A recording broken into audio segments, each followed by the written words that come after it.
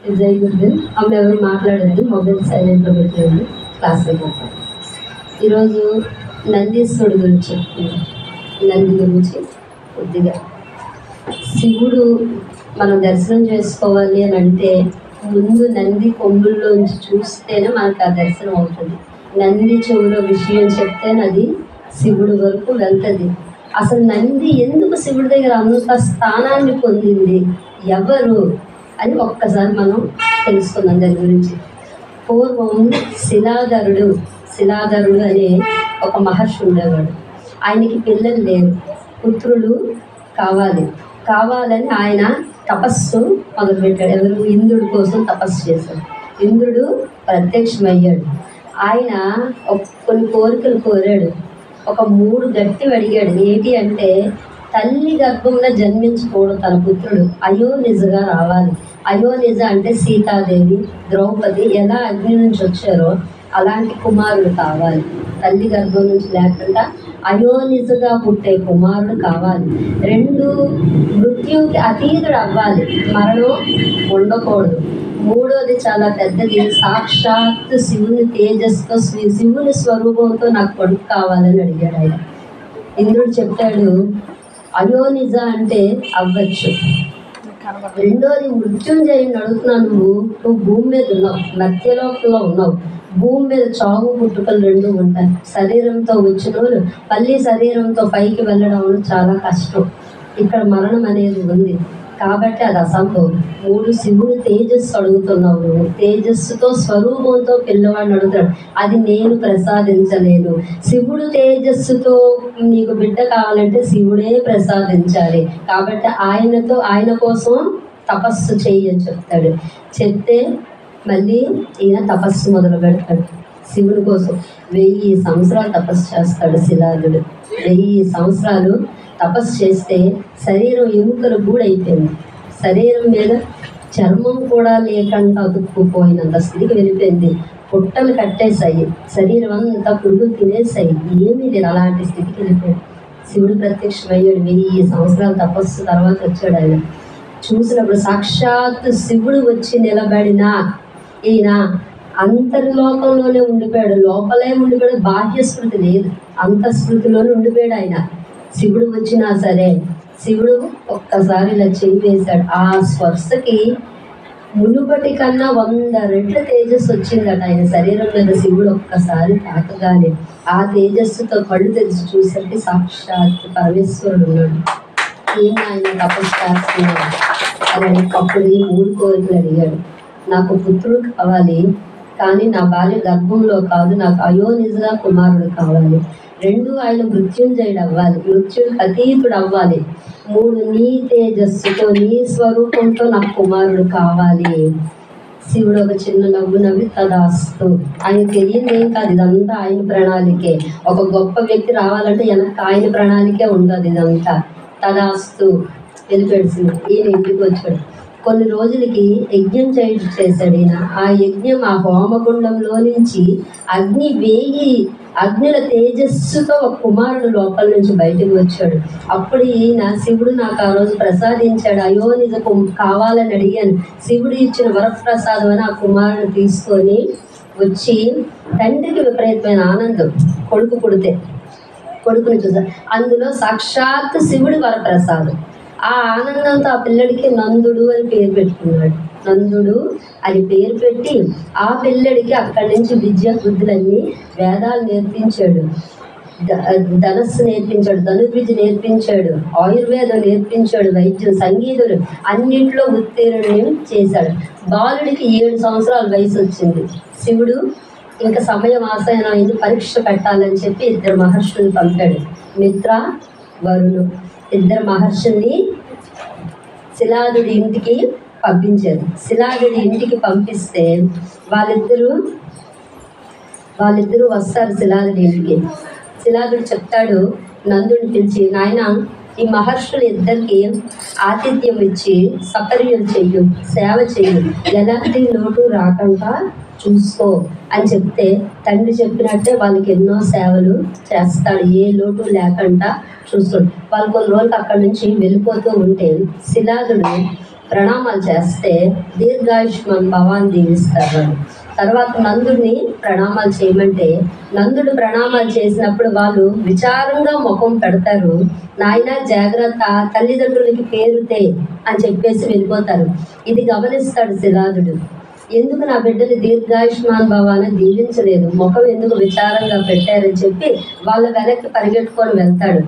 అయ్యా, మీ ఇద్దరు నా బిడ్డని ఎందుకు దీర్ఘాయుష్మాన్ భవాన్ని దీవించలేదు, మీ ముఖం ఎందుకు విచారంగా పెట్టారంటే వాళ్ళు చెప్పారు, ఈ బిడ్డకి మృత్యు ఉంది, మరణిస్తున్నా. అదేంటి, నాకు శివుడు వరం ఇచ్చాడు కదా మృత్యుంజయంగా, నువ్వు సమయంగా వినలేదు నాయన, శివుడు చెప్పాడంటే ఏదో ఉంటుంది, నీ బిడ్డకి మృత్యువు ఉన్నది అని చెప్తారు.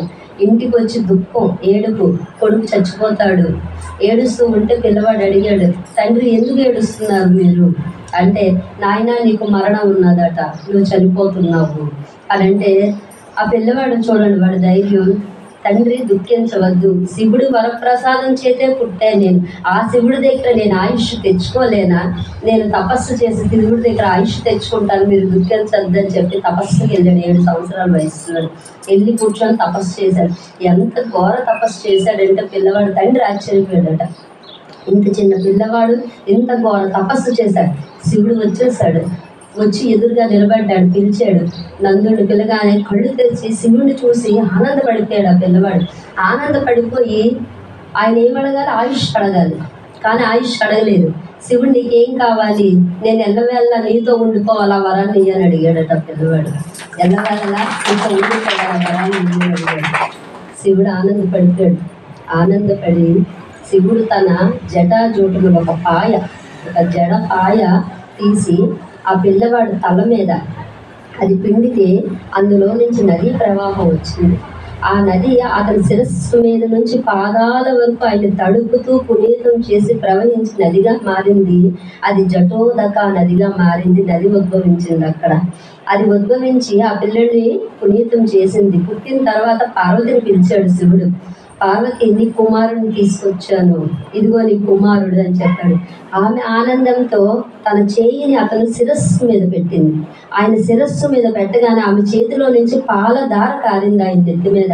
ఆ దారం 3 పాయలుగా ప్రవహించింది. అతను పైనుంచి శిరస్సు నుండి పాదాల వరకు 3 పాయలుగా ప్రవహించింది. ప్రవహించి నదిగా మారింది. అది త్రిశూప నదిగా అక్కడ ఒక నది పుట్టింది. కన్ను మూర్చి తెరిసేలోపు రెప్పపాటులో పార్వతీ పరమేశ్వరుల దగ్గర నుంచి అనుగ్రహం పొందేస్తున్నాడు ఆ పిల్లడు. ఆ ఆనందంతో ఆ పిల్లవాడు ఒక వృషభం అరిస్తే ఎలా ఉంటుందో అలా అరిచాడు, అంబా అని గట్టిగా. ఆ అరిచితే ఆ నోట్లో నుంచి, ఆ శబ్దంలోంచి ఒక నది పుట్టింది. వృషధ్వని నది పుట్టింది. అక్కడ వృషధ్వని అనే నది ఉద్భవించింది. శివుడు ఇంకా ఆనందపడిపోతున్నాడు ఇదంతా చూసి. తన శిరస్సు మీద ఉన్న స్వర్ణ కిరీటం తీసి ఆ పిల్లవాడి తల మీద పెట్టాడు. ఆ స్వర్ణ కిరీటంలో గంగ ఎప్పటి నుంచో నిలవై ఉన్నది. స్వర్ణంతో బంగారంతో కలిసి ఉన్న గంగ ఆ పిల్లవాడి తల మీద నుంచి ఆ బంగారు పాయగా కిందకి ప్రవహించి స్వర్ణోదక నదిగా మారింది. అక్కడ ఒక నది ఉద్భవించింది. ఇదంతా చూస్తున్నారు పైనుంచి మేఘాలు. ఆ చూసి ఆనందం అయిపోతున్నారు. ఈ ఉత్సవం అంతా చూసి ఆనందపడిపోయి వాళ్ళు అక్కడి నుంచి ఉరుములతో మెరుపులతో ఒక దార, తీయటి మంచి నీటి దార ఒకటి ఆ పిల్లవాడు మీద విడిచిపెట్టారు వారు. అది కూడా ఆ పిల్లవాడు శిరస్సు నుంచి పాదాలు తాగి జంబూ నదిగా, అంటే 5 నదులు ఉద్భవించాయి. నందీశ్వరుడికి శివుడు అనుగ్రహం ప్రసాదించినప్పుడు 5 నదులు ఉద్భవించాయి. ఈ 5 నదుల్ని కలిపి పంచనదములు అంటారు. 5 నదులు పుట్టాయి. ఈ 5 నదముల్ని పంచనదములు అంటారు. ఈ పంచనదముల దగ్గర శివుడు సాక్షాత్ జపేశ్వరుడుగా అవతరించాడు. నేను ఈ 5 నదుల దగ్గర నా అందరు నేనే అవతరిస్తున్నాను జపేశ్వరుడుగా. ఈ 5 నదుల్లో ఎవరైతే స్నానం చేసి నన్ను దర్శనం చేసుకుంటారో ఆధ్యాత్మిక మార్గంలో ఉన్నత స్థాయికి వెళ్తారని సాక్షాత్ పరమేశ్వరుడు వరమిచ్చాడండి. ఇదంతా జరిగింది. దేవలోకం అంతా ఆనందం అయిపోయింది. అంత ఆనందం కాదు, విష్ణువు పుష్పాలు జల్లుతున్నాడు ఆ పిల్లడి మీద. అది దేవగణాలు వచ్చేసాయి. గణాలన్నింటినీ పిలిపించాడు శివుడు, తన గణాలన్నింటినీ పిలిపించాడు. శివుడు గణాలన్నీ ఎలా ఉంటాయంటే శివుడిలాగే ఉంటాయి. అవే జటాజోటాలు, ఒంటి నిండా విభూతి పూసుకొని త్రిశూలంతో భయంకర రూపంగా వస్తారు. వాళ్ళందరూ వచ్చేసరికి శివుడు చెప్పాడు, మీ అందరికీ ఇతన్ని సర్వ సైన్యాధ్యక్షుడిని చేస్తున్నాను, మీరే ఈ గణాలందరికీ అధిపతి మందికి నందీశ్వరుడికి ఇచ్చాడండి ఆ పదవి. ఇచ్చినప్పుడు వాళ్ళందరూ ఆనందపడతారు, మాకు ఒక సర్వ సైన్యాధ్యక్షుడు దొరికాడు, ఆనందపడిపోయారు. వెంటనే పట్టాభిషేకం అక్కడ ఈ నందుడికి వెంటనే తీసుకెళ్ళి అభ్యంగన స్నానం చేయించి దేవతలు ముల్లోకాలందరూ వచ్చేసారు అక్కడికి. పట్టాభిషేకం అవుతుంది.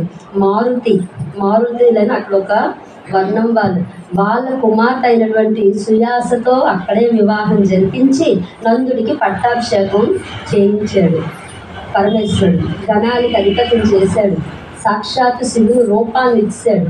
కానీ నందీశ్వరుడు ఒక మాట అన్నాడు అక్కడ, స్వామి నేను మిగతావన్నీ స్వీకరిస్తాను, నేను ఈ అధిపతిగా ఉంటాను, అన్నీ చూసుకుంటాను, నాకు ఇంతటి అనుగ్రహం ఇచ్చావు, నీ దగ్గర ఉండే అనుగ్రహం ప్రసాదించే చాలు, నీ రూపం నాకు వద్దు, నీది నాది ఒకటే రూపం అయితే జనాలందరూ కూడా నిన్ను నన్ను ఇద్దరిని ఒకేలాగా కొలుస్తారు, నాకు అంతటిది వద్దు, నీ స్వరూపం నీ దగ్గరే, నాకు వద్దు ఆ స్వరూపం, నాకు ఈ భాగ్యం చాలు, నేను ఎల్లవేళలా నిన్ను చూస్తూ నీ ముందు కూర్చునే భాగ్యాన్ని ప్రసాదించని చెప్పి నందిగా మారి పరమేశ్వరుడు ముందు కూర్చున్నాడు ధర్ముడు.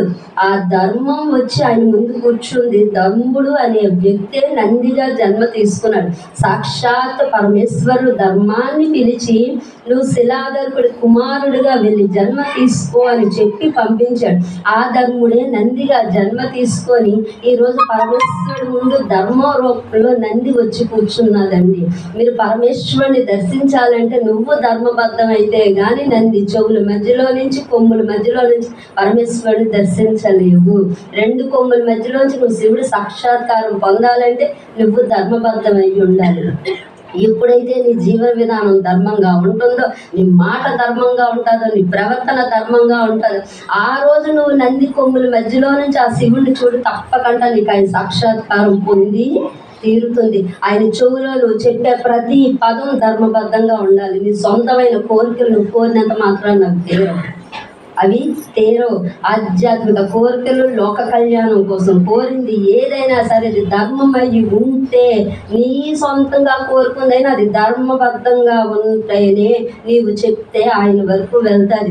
అంటే నువ్వు శివుణ్ణి చేరాలి అంటే ముందు ధర్మంగా ఉండాలి. ఆ ధర్మం దగ్గర నువ్వు అనుమతి పొందితేనే సాక్షాత్ పరమేశ్వరుడు నువ్వు ప్రసన్నం చేసుకోగలవు. ఈ నందీశ్వరుడు అలాగా ఆయన ముందు కూర్చొని సాక్షాత్ ఈశ్వర స్వరూపాన్ని పొందాడు కాబట్టే నందుడు నందీశ్వరుడిగా పేరు పొంది పూజలు అందుకుంటున్నాడండి. ఇది నందీశ్వరుడి. సో శివుడిని పొందాలి అంటే మిగతా అందరూ ఏమో కానీ అతి సులభం, అతి సరళం. ఒక్క నీ ఆలోచన, నీ మనస్సు నీది నిర్మలమైతే చాలు, నీవు ధర్మంగా జీవించగలిగితే సాక్షాత్ శివుడు ప్రసన్నం అయిపోతాడండి. ఎందుకంటే కరుణామయుడు, దయమయుడు, సృష్టి అంతా ఆయన కను సైగల్లో నడుస్తున్నాడు. ఆయన తెలియకుండా ఏది ఉండదు. కాబట్టి అందరినీ పుట్టించిన ఆయన అందరికీ ఎవరికి ఏది కావాలో అదే ఇస్తాడు. ఈరోజు నీకు ప్రతిదీ ప్రాప్తిస్తుందంటే నువ్వు గత జన్మ చేసుకునేదే నీకు వస్తుంది. గత జన్మ అది గుర్తుంచుకోండి. మనం భగవంతుడిని తిట్టి పడేస్తాం. నీకు కష్టం వస్తే ఎంత చేశాను అంత చేశాను, ఎన్ని పూజలు ఎన్ని చేశాను ఇన్ని చేశాను, అన్ని పంచారు, ఇవన్నీ నువ్వు తిడతావు. ఆయన అడిగాడు ఇవన్నీ అసలు నీ స్వలాభంకు నువ్వు చేస్తున్నావు, నీ లాభంగా చేస్తున్నావు. నువ్వు భర్త బాగోవాలి, నీ పిల్లలు బాగోవాలి, నీ కుటుంబం బాగోవాలని నువ్వు చేస్తున్నావు. ఆయన మళ్ళీ ఇవ్వలేదని తిడుతున్నావు. ఆయనకు అన్నీ తెలుసండి. ఎవరికి ఎప్పుడు ఏది ఇవ్వాలో, ఎక్కడ ఏది ఇవ్వకూడదో కూడా. అక్కడ నీకు అందాల్సింది అందలేదు అని అంటే ఇంకో దగ్గర నీకు వేరేది ఉంది కాబట్టి ఇది ఇక్కడ ఇవ్వలేదు. అది గుర్తుంచుకోండి. ఎప్పుడైనా నీకు అంతకన్నా వేరేది రాసి ఉంది, ఇది ఇక్కడ ఆగిపోయింది. ఎప్పుడైనా సరే డబ్బు వచ్చిందా భగవత్ ప్రసాదమే, డబ్బు పోయిందా భగవత్ ప్రసాదమే, రెండు స్వీకరించండి. పరమేశ్వరుడికి తెలియదంటూ ఏది లేదు సృష్టిలోని. ఒకరోజు ఎవరు అడుగుతారట, నేను మనస్సులోని స్మరణ చేస్తున్నాను కదా, బయటికి కూడా నేను నిరంతరం మనస్సులో స్మరణ చేస్తున్నాను. శివనామస్మరణ శివుడికి వినబడుతుందా? చెప్పాడట మహర్షి, చిన్న నల్ల చీమ ఉంటుంది చూడండి, దాని కాలికి మువ్వ కడితే ఆ మువ్వ శబ్దం కూడా వింటాడు ఆయన. ఆ చిన్న శబ్దం ఎంత వస్తుంది ఒక చిన్న చీమకి? ఆ శబ్దం కూడా వినగలేవాడు పరమేశ్వరుని. మనస్సులో ఏముంది ఆయనకి తెలియదు. ఆయన మళ్ళీ మనం అడగాల? ఒక్కటే అడగండి. ఈ జీవుడు భూమి మీదకి వచ్చాడు, మళ్ళీ తండ్రి నేను నిన్ను చేరుకోవాలంటే ఏం చెయ్యాలి? ఏం చేస్తే నేను నిన్ను చేరుకుంటాను?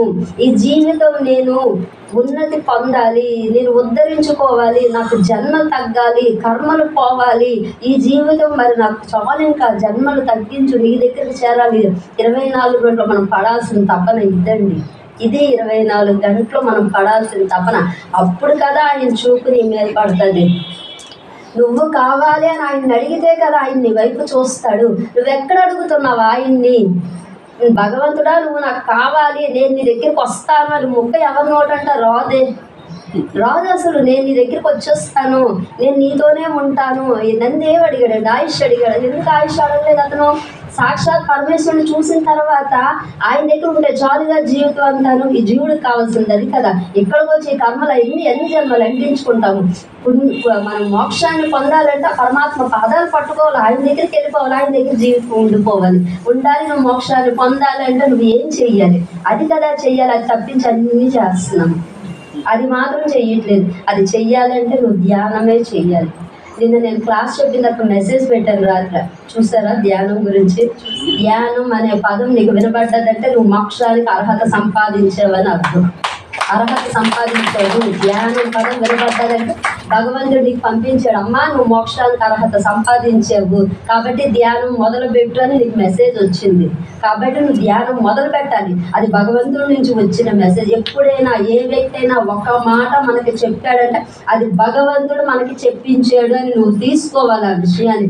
భగవంతుడు ఎందుకు చెప్పించాడో నాకు ఈ మాట, ఒకే పదం 2-3 సార్లు నీ చెవంట పడుతుంది అంటే సృష్టి నీకు మెసేజ్ ఇస్తుంది, ఇది నువ్వు పట్టుకో అని అర్థం అనమాట. ఈ ధ్యానం అనే పదం ఇన్నిసార్లు మీ చెవులకు వస్తుందంటే మీ ప్రయాణం మొదలు పెట్టమని అర్థం. అమ్మ ఇక నుంచి అయినా మీ ప్రయాణం మొదలు పెట్టండి, భగవంతుడి వైపు అడుగేయండి అని సృష్టి మీకు మెసేజ్ పంపుతుంది. కాబట్టి కాలం లేదు, టైం లేదు. నిన్నే చెప్పాను, టైం లేదు. నిమిషం మంది కాదు. గ్యారంటీ బ్రతుకుల మనం చెప్పగలవా? నిమిషం ఇది దాటితే ఏమవుద్దో కూడా తెలియదు. కాకపోతే ఒకటే నమ్మకం, ఆయన ఉన్నాడని నమ్మకంతో రాత్రి చక్కగా పడుకుంటున్నాం, అదే నమ్మకంతో లెగుస్తున్నాడు కాబట్టి ఆయన తీసుకొస్తున్నాడు మన జీవితాన్ని. అదే నమ్మకంతో నువ్వు మొదలు పెట్టాలి. ఇక్కడ నుంచి ప్రయాణం మొదలు పెడదాం. ధ్యానం ధ్యానం ధ్యానం.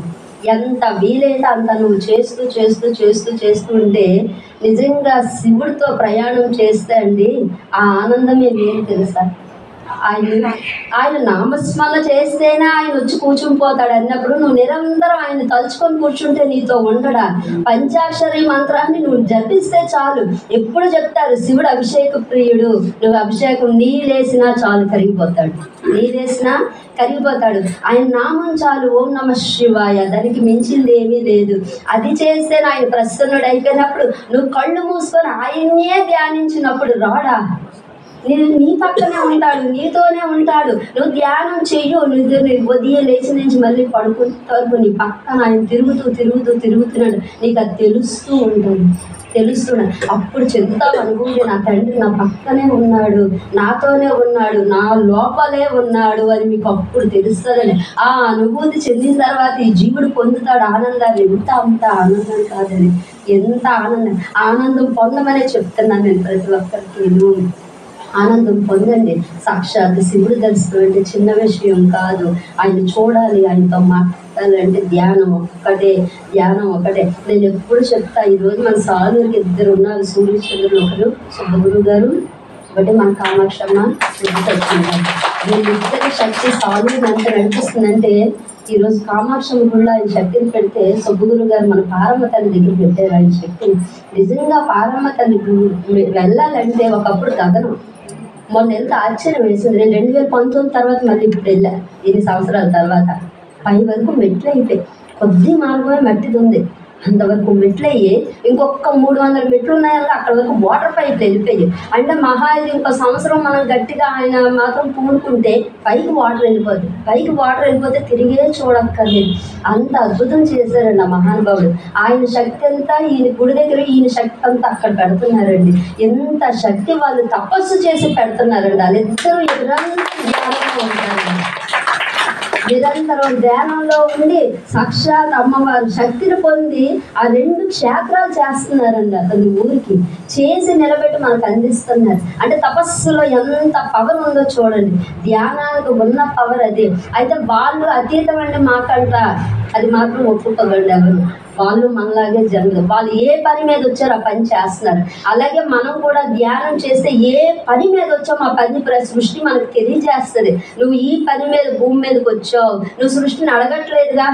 మాయలో ఉన్నావు, సంసారమే నాకు అనుకుంటున్నావు, సృష్టితో కలవట్లేదు. నువ్వు ఎప్పుడైతే నువ్వు ధ్యానం చేసి సృష్టితో కనెక్షన్ వస్తుందో నీకు అది ఇస్తుందండి మెసేజ్. నువ్వు ఏం చెయ్యాలి అనేసి అప్పుడు నీ ప్రయాణం మొదలవుతుంది. నా ప్రయాణం అలాగే మొదలయ్యింది. సంవత్సరం ముందు నాకు మెసేజ్ వచ్చింది 2023లో, నువ్వు జ్ఞానాన్ని పంచు. అది వచ్చిన రోజు నేను నవ్వాను.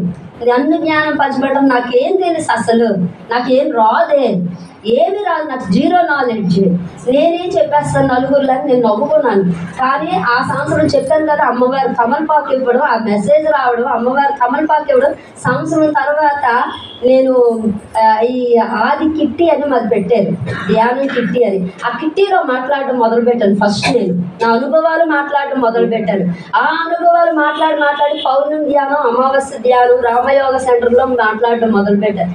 మొదలుపెట్టాక అమ్మవారి ఇచ్చారు సంకల్ప ధ్యానం. విశ్వం ఏం మెసేజ్ ఇచ్చింది? జ్ఞానాన్ని పంచు. నువ్వు ఏదైతే జ్ఞానం అంటే నా ఎన్నర్లో జ్ఞానం ఉందని నాకే తెలియదు, విశ్వానికి తెలుసు. నేను కనెక్ట్ అయినప్పుడు అది చెప్పింది. ఆ జ్ఞానం ఈరోజు పట్టుకుంటాను. నిన్న నా క్లాస్ నేను ప్రిపేర్ అవ్వలేదండి. ఈరోజు ఈ నంది గురించి ఇలా ప్రిపేర్ అయ్యి వస్తాను, కానీ ఆత్మజ్ఞానం మాత్రం నేను ప్రిపేర్ అవ్వను. నిన్న అసలు నా క్లాస్ లేదు, ఓపెన్. అందుకే స్టిక్ తేలేదు, ఏమీ తేలేదు. గంట ధ్యానం చేయించి పంపించేద్దామని వచ్చాను. గొంతు బాగాలేదు, 1 గంట ధ్యానం చేయించి పంపించేద్దాము, క్లాస్ వద్దు అనుకొని నేను వచ్చాను. మెడిటేషన్ అయిపోతుంది, ఇంకా లెగిసిపోదాం అన్న టైంలో యూనివర్స్ నుంచి మెసేజ్ వస్తుంది. అమావాస్య, పౌర్ణమి, చీకటి, వెలుగు, జ్ఞానం, అజ్ఞానం, ఈ 3 పాయింట్లు ఇచ్చింది. ఇదేంటి ఇప్పుడు మెసేజ్ ఎందుకు వస్తుంది నాకు అంటే, క్లాస్ చెప్పమని వస్తుంది. క్లాస్ చెప్పాలా ఏటా అని కళ్ళు తెరిచాను. 11:20 అయ్యింది.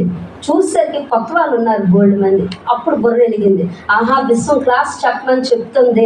అప్పుడు మైక్ పట్టుకొని నేను చెప్పిందంతా విశ్వం అందించిన సబ్జెక్ట్. నేను ఎక్కడా ప్రిపేర్ అవ్వలేదు. విశ్వం మైక్ పట్టుకున్నారు, మైక్ పట్టుకొని అడగారు, మాట్లాడాను. నేను ఇంటికి వెళ్ళగానే అడిగారు, అప్పారావు గారు ఏం చెప్పారు నాకు తెలియదు.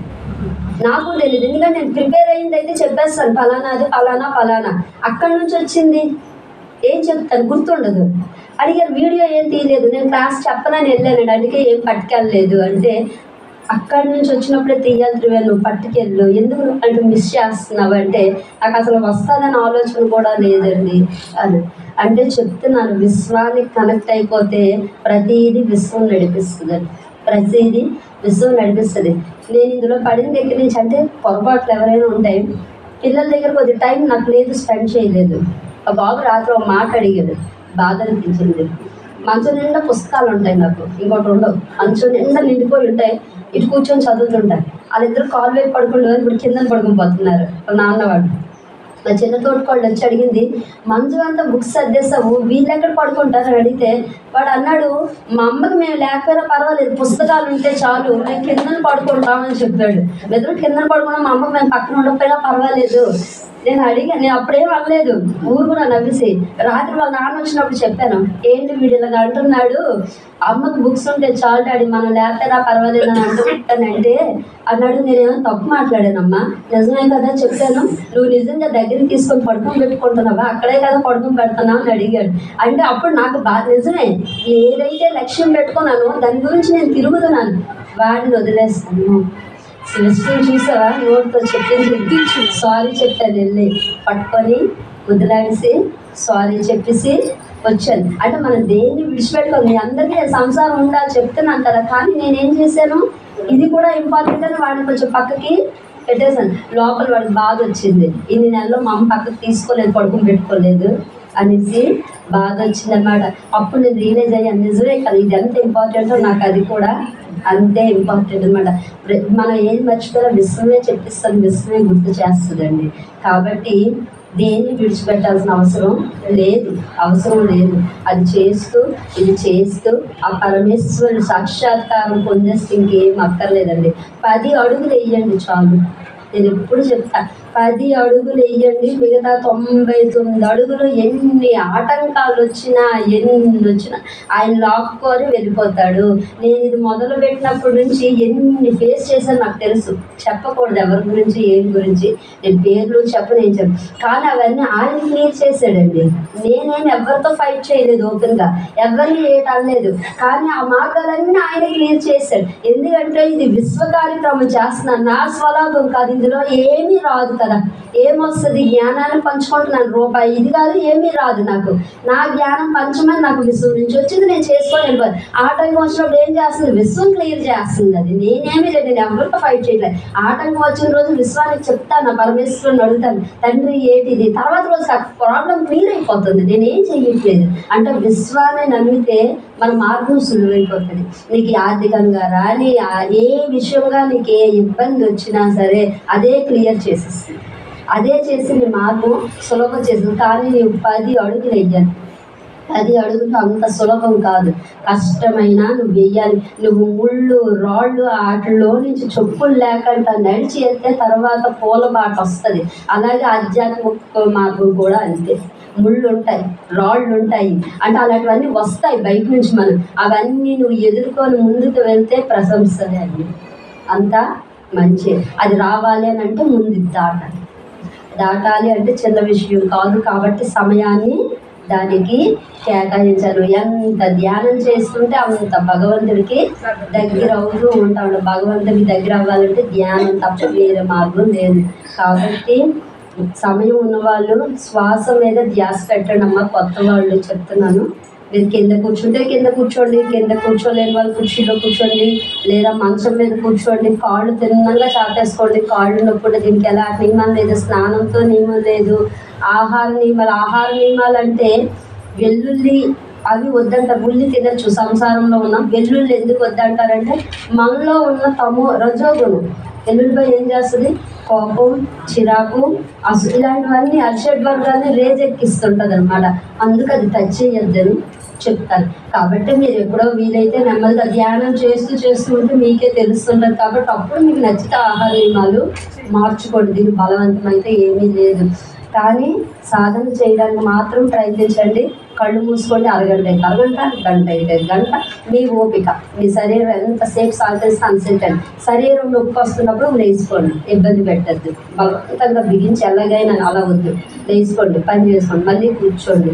అలా సాధన చేయండి. ఉదయం రాత్రి కంపల్సరీ పడుకోలేకనే రాత్రి పడుకున్నప్పుడు కంపల్సరీ సమయాన్ని వినియోగించుకోండి. విశ్వం ప్రశాంతంగా ఉంటుంది ఆ టైంలో.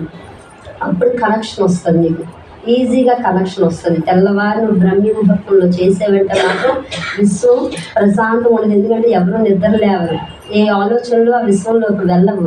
కాబట్టి అది ప్రశాంతంగా ఉండదు, నీకు ఈజీ కనెక్షన్ వస్తుంది.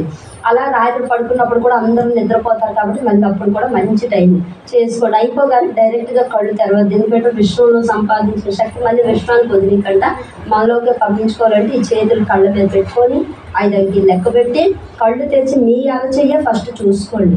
మీ అరచేయి చూసుకున్న తర్వాత గురుపేటాన్ని అమ్మవారు అవని, మనకు ఎవరైనా గురువు ఇష్టం అయితే గురువు అవని, ఎవరైనా వాళ్ళ ఫోటో చూసి దండం పెట్టుకొని మళ్ళీ మీ కార్యక్రమాన్ని మొదలు పెట్టుకోండి. కానీ దీన్ని మాత్రం విడిచిపెట్టమని చెప్తున్నాను. ఈ పదం మనకు వినబడింది అంటే నా వైపు నువ్వు రా అని భగవంతుడు మెసేజ్ పంపించాడు. నా వైపు ప్రయాణం మొదలుపెట్టు అని ఆయన మెసేజ్ పంపించాడు. ఇప్పుడు మొదలు పెడితే ఎన్ని జన్మలో చెప్పలేము. ఒక్క జన్మలో తరించిన వాళ్ళు ఉంటారు, 2 జన్మలు అవ్వచ్చు, 10 జన్మలు అవ్వచ్చు, 100 జన్మలు అవ్వచ్చు.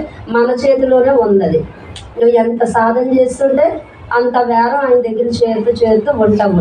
చెయ్యొచ్చులే నెమ్మదిగా, ఈరోజు బోల్డ్ పని ఉంది, రేపు చూద్దాం, ఎల్లుండి చూద్దామంటే నీ ఇష్టం. 7 జన్మలైనా మీ ఇష్టం. చెప్పడం నాటి ధర్మం, చెప్పాను చెయ్యండి. ఆచరణ మీ ఇష్టం. రాత్రి 8 కల్లా ధ్యానం చేయలేకపోతే నేను ఉండలేకపోతాను. అలవాటు అయిపోయింది. రాత్రి 8 కల్లా చెయ్యకపోతే మంచు కలుపులు ఆడేస్తాను. ఎంత భారం చేయకపోయినా రాత్రి 8, 7:30 వేసుకొని ధ్యానం చేయకపోతే ఈ మనిషి ఉండలేకపోతాను ఆడిపోతాను. నేను ఎప్పుడు ఏం చెప్తాను, మనసుగా మనం ఏది అలవాటు చేస్తుంది అదే చేస్తుంది.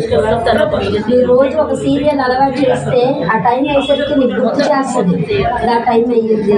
అందుకే చెప్తా, మనసుని ధ్యానాన్ని అలవాటు చేయండి. ఆ టైం అయ్యేసరికి అదే పిలుస్తుంది మిమ్మల్ని, ఆ టైం అయ్యింది కూర్చుందా అది అంటా.